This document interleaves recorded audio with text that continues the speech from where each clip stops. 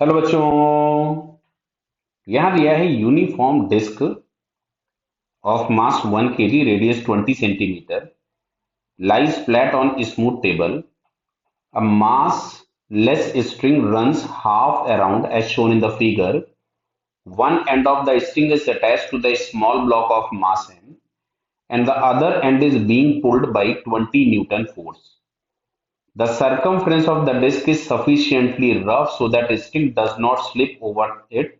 Find the acceleration of a small block. तो देखो ध्यान से यहाँ पे सबसे पहले एक टेंजेंशियल फोर्स F यहाँ लग रहा है इस पे और एक टेंशन T लग रहा होगा इस पे। मैं डिस्क की बात कर रहा हूँ, अभी क्लियर है। तो डिस्क के सेंटर का एक्सेलरेशन कुछ A इधर होगा और डिस्क कुछ इस डायरेक्शन में रोटेट कर रही होगी अल्फा से।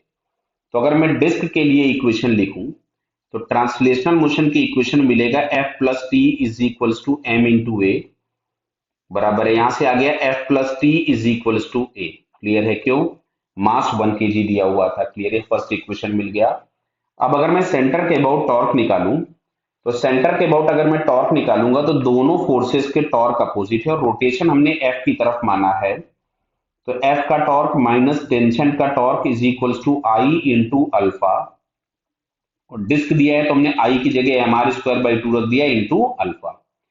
इस आर से आर कैंसिल हो गया तो यहां से मिलता है F minus T is equals to M. M की मैं वैल्यू पुट कर देता हूं, 1 हो गई। तो एम इज इक्वल्स टू अगर 1 हम लोग यहाँ पुट कर देते हैं तो ये हम लोगों को मिलता है आर अल्फा बाई टू। ये आ गया इक्वेशन नंबर 2। क्लियर है?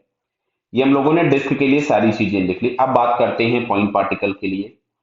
तो अब देखो ये वाला जो पॉइंट होगा इसको मैं थोड़ा सा नीचे बना रहा हूं। तो बेटा ये आर अल्फा से पीछे जाएगा और ये जो एक्सेलरेशन ए है उससे ये आगे जाएगा। अगर हम इस पार्टिकल की बात करें तो पार्टिकल पे टेंशन अकेला इधर लग रहा है तो इसका एक्सेलरेशन इधर होगा कोई भी A1 और ये जो A1 एक्सेलरेशन होगा ये हम लोगों के पास मिलेगा आर अल्फा माइनस ए के बराबर।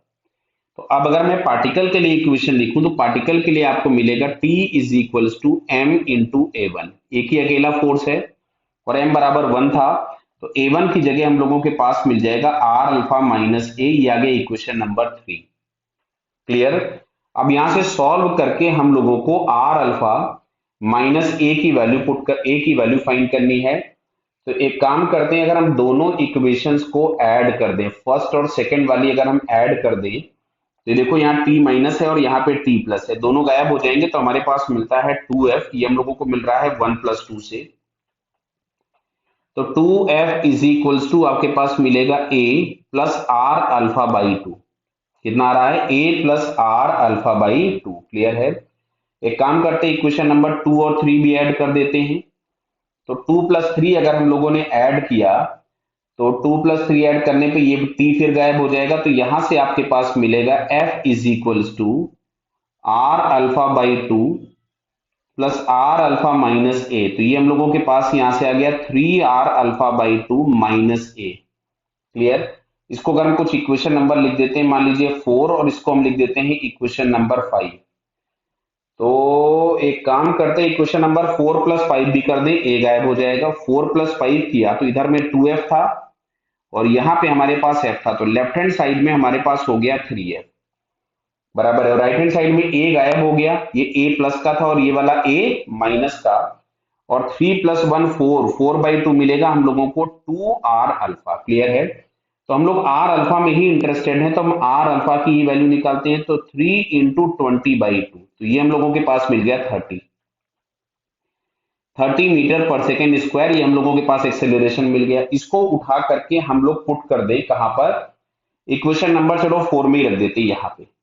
अगर हम इस आर अल्फा की वैल्यू यहां पुट करेंगे तो देखिए हम लोगों के पास यहां से मिल रहा है 2 into 20 is equals to A plus R alpha by two तो हो जाएगा ये 15, बराबर है। तो ए इज इक्वल्स टू मिला 25 मीटर पर सेकेंड स्क्वायर। क्लियर? बताइए। और देखिए हम लोगों ने ऑलरेडी यहां बोल रखा था कि जो एक्सेलरेशन ऑफ द पार्टिकल है A1 वो हम लोगों के पास मिल रहा था आर अल्फा माइनस ए।